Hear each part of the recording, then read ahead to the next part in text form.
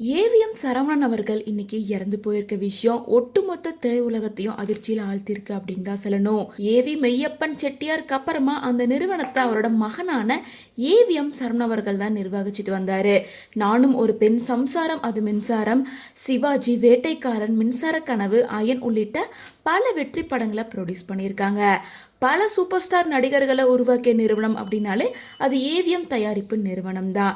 இந்த நிறுவனத்தை ஏவிஎம் சரவணன் அவர்கள் நடத்திட்டு வந்திருந்த நிலையில வயது மூப்பு காரணமா அவரால் தொடர்ந்து நடத்த முடியல. அவரோட மகனான எம்எஸ் குகன் தான் நடத்திட்டு வராரு.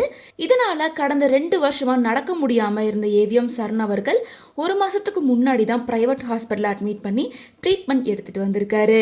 ஏவிஎம் ஸ்டுடியோல இருக்க தன்னோட வீட்டில் தான் கடந்த 1 மாசமா அவர் இருந்திருக்காரு. இந்த நிலையில இன்னைக்கு காலையில 5:30 மணிக்கு அவர் இறந்து போயிருக்காரு.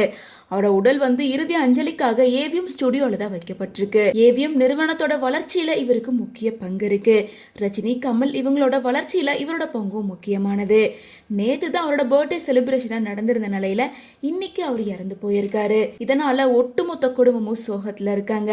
மேலும் இந்த விஷயம் கேள்விப்பட்டதுக்கு அப்புறமா சிஎம் ஸ்டாலின் அவர்கள், கமலஹாசன், கவிஞர் வைரமுத்து உள்ளிட்ட பல நடிகர்கள், அரசியல் தலைவர்கள் அவங்களோட ஆழ்ந்த இரங்கலை தெரிவிச்சிட்டு வராங்க.